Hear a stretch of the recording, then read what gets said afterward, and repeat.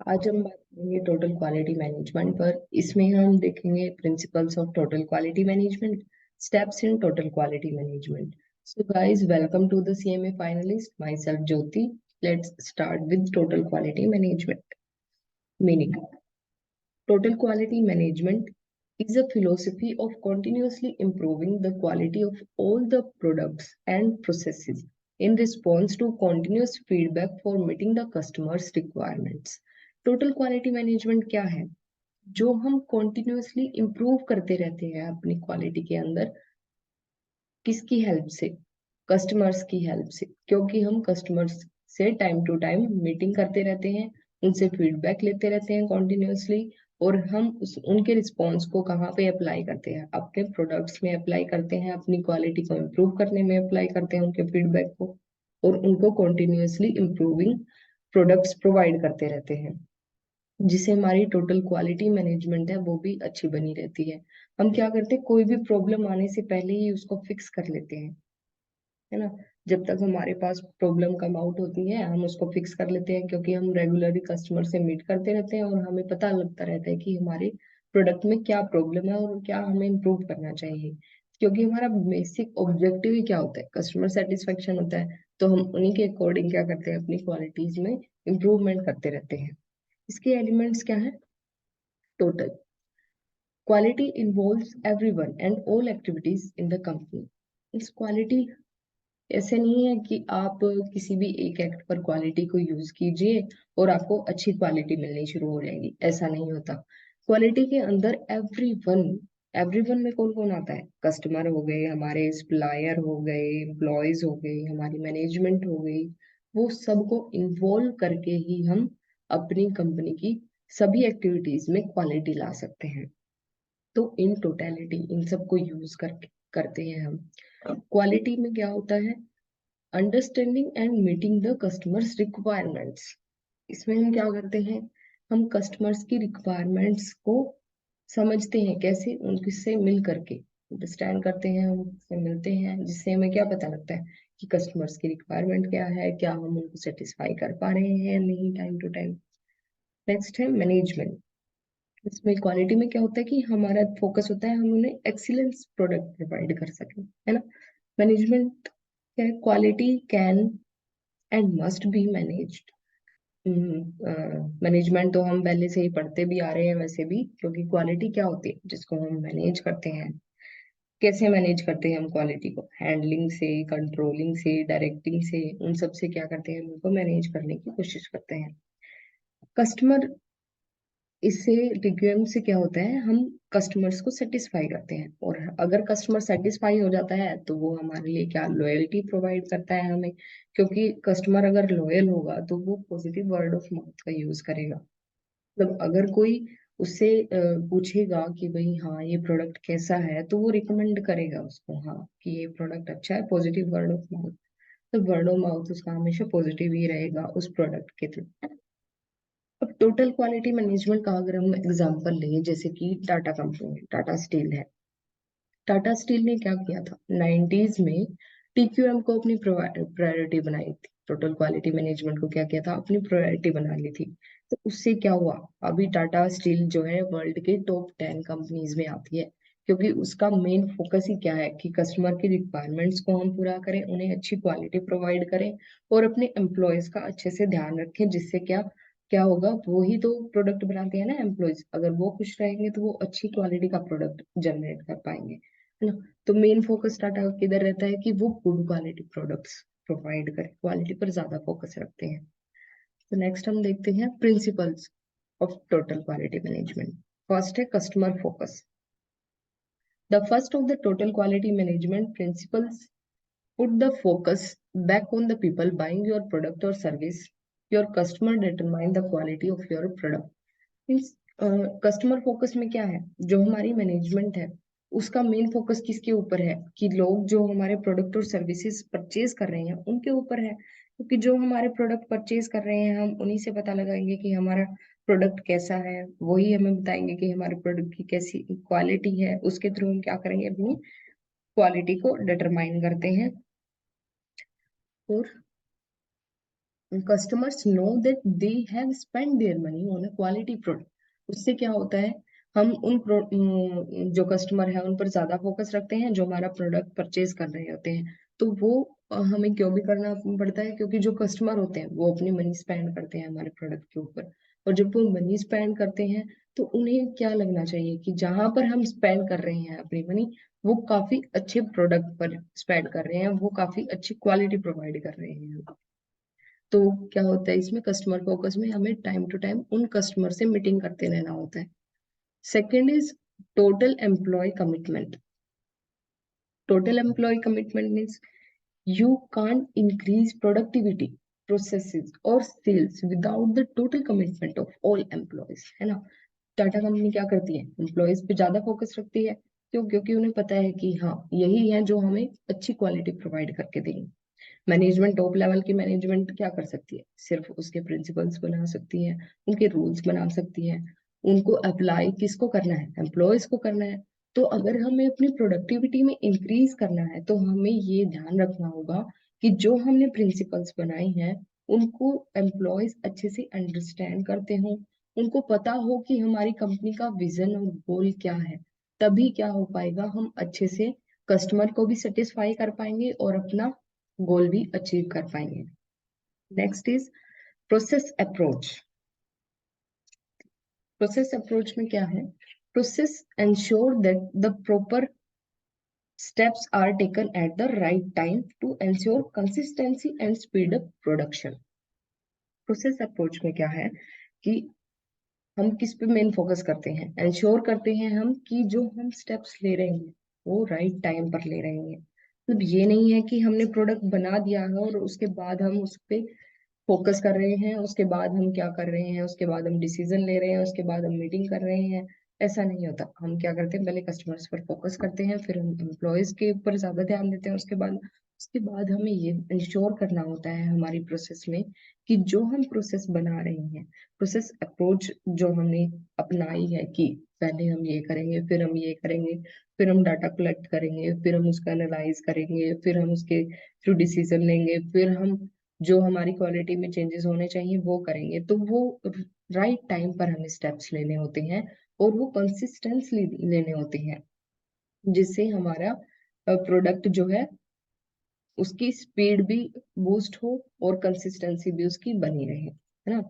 Next is integrated system. Typically a business has many different departments, each with their own specific functions and purposes. These departments and functions should be interacted with horizontal processes that should be the focus of total quality management.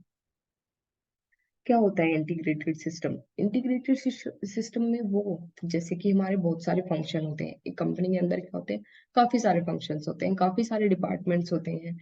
अगर हमें लगता है कि कोई process ऐसी है जो दोनों में सेम है, जैसे कि अकाउंटिंग का काम लगा लीजिए, दोनों डिपार्टमेंट्स में अकाउंटिंग का काम तो होता ही होगा। तो हम क्या कर सकते हैं, हम एक क्लर्क को बैठा सकते हैं अकाउंटिंग के लिए, और उससे क्या होगा, हमारे कॉस्ट कम आ जाएगी, कॉस्ट कम आएगी। एक हमारे दोनों डिपार्टमेंट्स इंटरेक्ट करेंगे, इंटरकनेक्शन बनेगा उनके बीच में। जितनी भी प्रोसेस है, प्रोसेस के जितने भी स्टेप हैं जो हमने बनाई हैं, अगर वो मैच कर रही हैं, कहीं पर इंटरकनेक्ट कर रही हैं, तो वहां पर हमें उन्हें क्या करवाना होता है, इंटीग्रेटेड करवाना होता है। क्योंकि हम क्या कर रहे हैं, उसे इंटीग्रेट करके तो हमारी इफिशिएंसी इंप्रूव हो रही है, और क्या हो रहा है, हमारा टाइम भी बच रहा है, ऊपर से हमारी कॉस्ट भी कम हो रही है। तो इंटीग्रेटेड सिस्टम में क्या होता है कि मर्ज देयर फंक्शंस, है ना। इससे सिंपली जो हमारा कम्युनिकेशन है वो भी सिंप्लीफाई हो जाता है कि हमें सबको अलग अलग कम्युनिकेट नहीं करना पड़ता अगर हम इंटीग्रेटेड सिस्टम को यूज करते हैं तो, और इससे हमारी इफिशिएंसी भी इम्प्रूव हो जाती है ना। Next is strategic and systematic approach.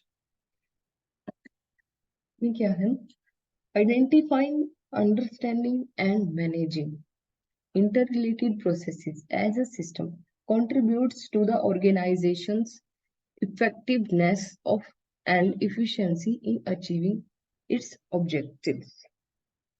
Strategic and systematic approach में क्या है कि हमें स्ट्रेटजी बना के चलनी पड़ेगी, हमें आइडेंटिफाई करना पड़ेगा, अंडरस्टैंड करना पड़ेगा, मैनेज करना पड़ेगा अपनी प्रोसेस को, तभी जा करके हम क्या कर पाएंगे, उसको सिस्टमेटिकली, उसको स्मूथली चला पाएंगे, जिससे हमारे प्रोडक्ट्स में, ऑर्गेनाइजेशंस में इफेक्टिवनेस आएगी, इफिशिएंसी आएगी, और हम हमारे जो ऑब्जेक्टिव्स हैं उनको भी इजीली चूज कर पाएंगे, इजीली हमारे गोल्स को हम अचीव कर पाएंगे, है ना।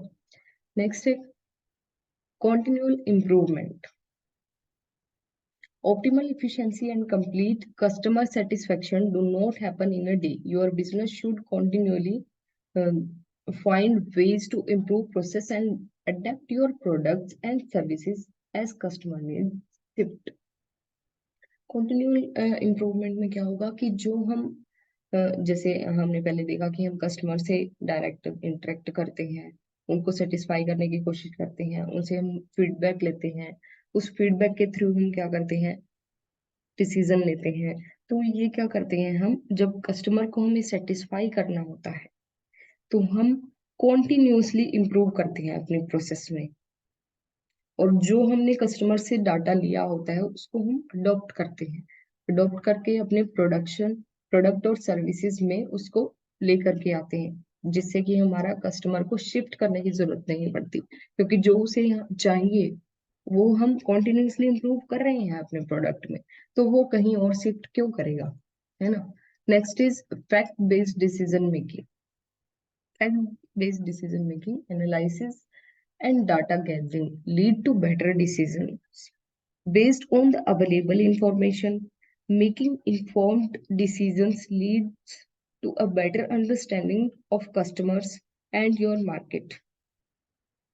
फैक्ट बेस्ड डिसीजन मेकिंग में क्या है कि जो हमने डाटा लिया है उसको हम एनालाइज करते हैं, जो हमने डाटा को गैदर किया है उसको हम एनालाइज करते हैं, उसको लीड करते हैं, जिससे हम बेटर डिसीजंस ले सकें, है ना, बेस्ड ऑन अवेलेबल इंफॉर्मेशंस। जो हमने इंफॉर्मेशंस, जो फीडबैक जो हमने कस्टमर से लिया है उसके बेस पे हम डाटा जो हमने गैदर किया उसको एनालाइज करते हैं, उसको इस फॉर्म में कन्वर्ट करते हैं जिससे कि हम बेटर डिसीजन ले सकें। Yeah, making informed decision leads to a better understanding to customers and your market, है ना। जो हमने डाटा बनाया है, डिसीजन लिया है, जो वो उससे क्या होगा, कस्टमर सेटिस्फाई होंगे, और हमारी जो मार्केट है उसमें भी हम, मार्केट को भी हम अच्छे से समझ पाएंगे, क्योंकि जो हम इंटरेक्शन करते हैं उससे हम कस्टमर्स को भी अच्छे से समझेंगे और मार्केट को भी अच्छे से समझेंगे, और यही दो मेन पिलर होते हैं अगर हमें सेल को बढ़ाना है, तो उसमें ये हमारा मेन रोल अदा करते हैं। जैसे नेक्स्ट इज कम्युनिकेशंस। अब हमें पता है कि हाँ हमने क्या डिसीजन लिया है, हमने कस्टमर्स को सेटिस्फाई करने के लिए क्वालिटीज में भी चेंजेस किए हैं, तो अब क्या होगा, everybody in your organization needs to be aware of plans, strategies, methods that will be used to achieve goals. हाँ, मतलब सबको पता होना चाहिए कि ऑर्गेनाइजेशन में हमने प्लान क्या बनाए हैं, क्या स्ट्रेटजीज हैं, क्या हम मेथड यूज करने वाले हैं प्रोडक्शन में। अगर ये सब इसके बारे में अवेयर रहेंगे, हर एक स्टेप पर हमें पता है कि हाँ सबको पता है हमारा गोल क्या है, हमारे प्लान्स क्या है, सब अवेयर है उस चीज से, तो वो क्या होगा, ऑटोमेटिकली हम अपने गोल्स को भी अचीव कर पाएंगे। There is a greater risk of failure if you don't have a good communication plan, है। अब क्या होगा, हम फेलियर होने के ज्यादा चांसेस बढ़ जाते हैं अगर हमारे पास अच्छा प्लान नहीं है, और अगर प्लान अच्छा है और हम उसको कम्युनिकेट नहीं कर पा रहे हैं अच्छे से, जब हम, हमारे एम्प्लॉयज को पता ही नहीं है कि हमारा गोल क्या है, क्वालिटी स्टैंडर्ड्स क्या है, हमारे कितना लेवल रखना है हमें क्वालिटी का, तो जब तक वो इन सब चीजों के बारे में अवेयर नहीं होंगे तो क्या होगा, हम अपने गोल को अचीव नहीं कर पाएंगे, वहां पे फेलियर होने का रिस्क बढ़ जाएगा। नेक्स्ट हम देखते हैं steps in total quality management. First step is identification of customer groups. Do a team approach, the firm should identify major customer groups. This helps in generating priorities in the identification of customers and critical issues in the provision of decision support information. सबसे पहले हम क्या करेंगे, एक team को approach करेंगे, means एक team बनाएंगे जो क्या करेगी, हमारी फर्म के लिए जो हमारे मेजर ग्रुप्स हैं कस्टमर्स के, उनको आइडेंटिफाई करेगी, ठीक है।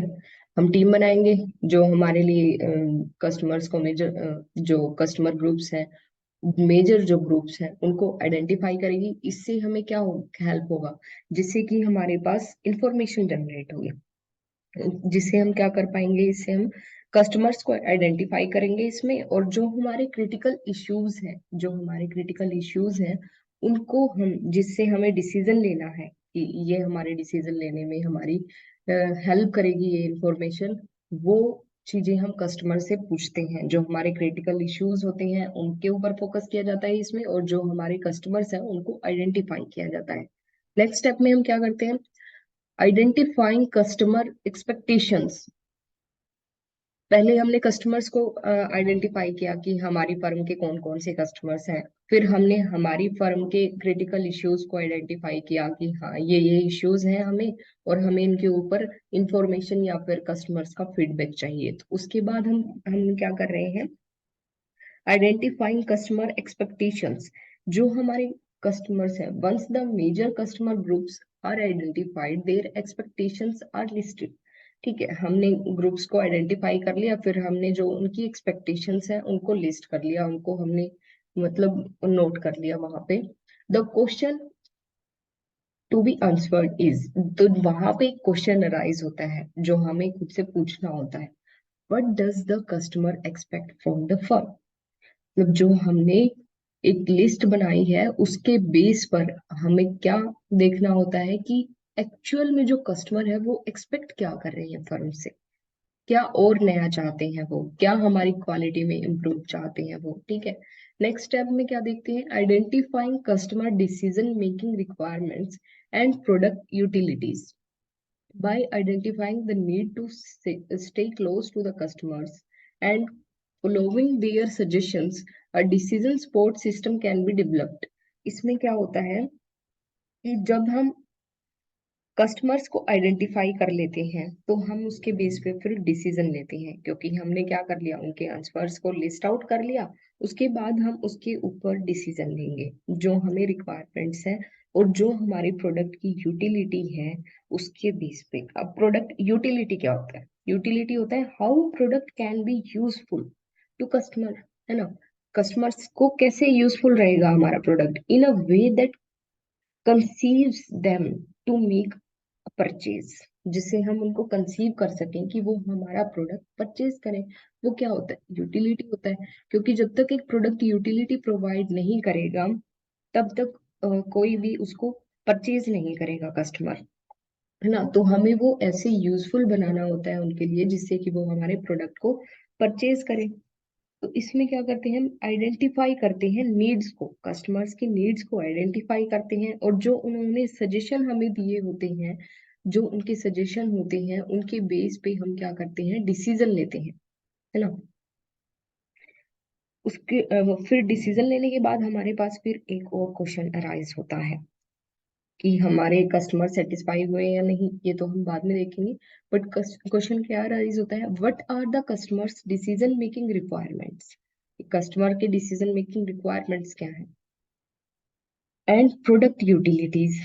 डिसीजन मेकिंग रिक्वायरमेंट्स मीन्स वही कि जो हमने उनसे फीडबैक लिया है उन वो चाहते क्या है कि हम जो डिसीजन लें, जो हम डिसीजन बना रहे हैं उसमें हम क्या क्या चेंजेस करें, वो चेंजेस क्या है, कस्टमर की रिक्वायरमेंट क्या है उन डिसीजन से रिलेटेड, वो हमें पता होना चाहिए। और प्रोडक्ट यूटिलिटी, कैसे हम एक कस्टमर को प्रोवाइड कर सकते हैं, हमें वो पता होना चाहिए, है ना। नेक्स्ट स्टेप में हम क्या देखते हैं, identifying perceived problems in decision making process and product utilities. इसमें हम क्या करते हैं, जो हमारी परसीव्ड प्रॉब्लम्स होती हैं, मीन्स जो हमने कस्टमर्स का फीडबैक लिया है, जो हमने लिस्ट आउट किया है, उन सब को हम आइडेंटिफाई करते हैं, उन प्रॉब्लम्स को, उनके बेस पे हम डिसीजन लेते हैं, decision making process and product utilities. हाँ, उससे क्या होगा, जो हम डिसीजन ले रहे हैं उसमें हम जो पहले डिसीजन लेने वाले थे और जो अब हम फीडबैक के थ्रू डिसीजन ले रहे हैं उनमें क्या डिफरेंस है, और जो हम प्रोडक्ट यूटिलिटी प्रोवाइड कर रहे थे उसमें हमें क्या चेंजेस करने हैं, वो सब हम यहाँ पर आइडेंटिफाई करते हैं। Using participative processes such as brainstorming and multi The firm seeks to list out its perception of problem areas and shortcomings in meeting customer requirements. वही बोला ना इसमें कि जो हमने लिस्ट आउट किया है मल्टी वोटिंग के थ्रू, जो हमने परसेप्शंस जो कस्टमर्स की ली हैं या जो वो चेंजेस चाहते हैं वो हमने देखा, तो उन प्रॉब्लम्स को हम शॉर्ट आउट करते हैं और उसके बेस पे हम क्या करते हैं, जो हमारी वीकनेसेस हैं और जो हमारी स्ट्रेंथ है, हम उनको काउंट करते हैं और जो हमारी वीकनेसेस होती हैं उनके ऊपर क्या करते हैं, हम फोकस करते हैं कि हाँ हमारी ये वीकनेस है और हम इस एरिया पर अब ज्यादा काम करेंगे। ठीक है, उस लिस्ट में अगर हमारा कोई वीक एरिया आता है तो हम उसको क्या करते हैं, कम करने की कोशिश करते हैं, उसको इम्प्लीमेंट करने की कोशिश करते हैं अपने प्रोसेस में कि हम इसकी जगह कुछ और जो कस्टमर्स ने हमें सजेस्ट किया है, फीडबैक दिया है, उसको हम अप्लाई करेंगे, इम्प्लीमेंट करेंगे अपनी प्रोसेस के अंदर। इसमें भी यही क्वेश्चन का, इसमें क्या होता है, इसी क्वेश्चन का आंसर होता है कि भाई what problem areas do we perceive in the decision making process, है ना, कि जो क्या हमें प्रॉब्लम एरियाज मिले हैं जिससे हम डिसीजन मेकिंग प्रोसेस में यूज कर सकते हैं, मतलब उसमें चेंजेस करके प्रॉब्लम एरियाज में। नेक्स्ट स्टेप में हम क्या देखते हैं, comparison with other firms and benchmarking. इसमें हम क्या करते हैं, दूसरी फर्म्स के साथ कंपैरिजन करते हैं। बेंचमार्किंग भी वही होता है। बेंचमार्किंग क्या होता है, the performance of companies product, है ना, performance of the companies product जो कि मार्केट में है। अगर हम सभी कंपनीज जो सेम टाइप की मार्केट में है उन सबकी परफॉर्मेंस को हम मेजर कर लेते हैं, उनको पता लगा लेते हैं कि हाँ हमारा प्रोडक्ट ऐसे परफॉर्म कर रहा है, उनका ऐसे परफॉर्म कर रहा है, तो इस बेंच मार्किंग के थ्रू हम क्या करते हैं, कंपैरिजन करते हैं कंपनी से, और फिर उससे हम क्या करते हैं, अपने प्रोडक्ट को बेस्ट बनाने की कोशिश करते हैं मार्केट के अंदर, जिससे क्या कर जो हमारे कस्टमर्स हैं वो कहीं पर स्विच ना कर जाए। नेक्स्ट स्टेप में हम क्या देखते हैं, कस्टमर फीडबैक। जो हमने प्रोडक्ट में चेंजेस कर लिए हैं, हमने कंपनीज का भी क्या कर लिया, कंपैरिजन कर लिया, हमने फीडबैक के थ्रू अपने डिसीजन मेकिंग जो हम करते हैं उसमें चेंजेस कर लिए हैं। अब इस स्टेप में हम क्या करते हैं, 1 to 5 जो भी हमने चीजें ली हैं उनके बेस पे जो हमने इंफॉर्मेशन डेवलप करके जो प्रोडक्ट बनाया है उसके ऊपर हम कस्टमर्स का फीडबैक लेते हैं, एक सर्वे करते हैं उसके ऊपर। Interaction with the customers and obtaining their views helps the firm in correcting its own perceptions and refining its processes. Means जो हमने चेंजेस ऑलरेडी कर दिए हैं, अब हमने कस्टमर से फीडबैक ले लिया, हमने प्रोडक्ट में चेंजेस कर लिए या फिर अपनी प्रोसेस में चेंजेस कर लिए, तो उसके बाद हम दोबारा से इंटरेक्ट करते हैं कस्टमर से और उनसे उनके व्यूज को ऑब्टेन करते हैं, जिससे हम करेक्टिव एक्शंस ले सके और जो हमने अपनी प्रोसेस में परसेप्शंस ली थी अगर वो सही है तो उनको कंटिन्यूस रखते हैं, अदरवाइज हम उनको चेंज कर देते हैं। तो नेक्स्ट स्टेप में हम देखते हैं क्या करते हैं, कस्टमर फीडबैक के बाद आइडेंटिफिकेशन ऑफ इम्प्रूवमेंट अपॉर्चुनिटीज। ठीक है, उसके अंदर हम क्या देखते हैं, जो हमने कस्टमर से आउटकम्स लिए, जो सर्वे किया हमने, जो बेंच मार्किंग की, सर्वे हमने कस्टमर्स के थ्रू किया, फिर बेंच मार्किंग हमने कंपनी जो मार्केट में अवेलेबल है हमारी सेम प्रोडक्ट प्रोवाइड कर रही हैं उनकी क्वालिटी को देखा, उनकी परफॉर्मेंस को मेजर किया, फिर हमने इंटरनल एनालिसिस किया। ठीक है, तो उसके बेस पे हमने क्या किया, आइडेंटिफिकेशन ऑफ इम्प्रूवमेंट अपॉर्चुनिटीज, हमने सारी जो हमारे पास इम्प्रूव करने की अपॉर्चुनिटी थी उनको आइडेंटिफाई कर लिया है, हमने डाटा कलेक्ट कर लिया है, फिर उसके बेस पे हम क्या कर लेते हैं, डिसीजन लेते हैं। नेक्स्ट स्टेप में हम क्या करते हैं, implementation of quality improvement process. इसके बाद हम क्या कर देते हैं, अपनी ऑर्गेनाइजेशन में हम उसको इम्प्लीमेंट कर देते हैं, जो टोटल क्वालिटी मैनेजमेंट में हमने डिसीजन लिया है, सारी चीजें इन 7 स्टेप्स के अंदर जो हमने डिसीजन लिया, लास्ट में जो हमने एंड डिसीजन लिया है उसको हम अप्लाई करेंगे, उस फीडबैक को, उस डेटा को यहाँ पर उसकी हेल्प से उसको अप्लाई करेंगे, जिससे हम क्वालिटी को इम्प्रूव कर सकें अपनी प्रोसेस में। Once you once you have achieved some positive results with your satisfaction data, use it as a marketing tool। जब हमें ये लगता है कि हाँ जो हमने डेटा लिया है वो पॉजिटिव रिजल्ट्स दे रहा है, उससे हम अपने गोल को अचीव कर पा रहे हैं, तो उससे हमें क्या होता है, हम उसको मार्केटिंग में भी एज अ टूल यूज कर सकते हैं, क्योंकि उससे क्या होगा, हमारी मार्केटिंग का एरिया और ज्यादा बढ़ेगा। वही वर्ड ऑफ माउथ तो रहेगा ही अगर आप टोटल क्वालिटी मैनेजमेंट को यूज कर रहे हैं। नेक्स्ट चीज, आज के वीडियो में हम सिर्फ टोटल क्वालिटी मैनेजमेंट पर ही बात करने वाले थे, ठीक है। अगर और भी करते तो वीडियो ज्यादा लंबा हो सकता था। तो नेक्स्ट वीडियो में हम बात करेंगे 6 Cs एंड 4 Ps के ऊपर। गाइज, अगर आपको वीडियो अच्छा लगा है तो please like and share and subscribe video.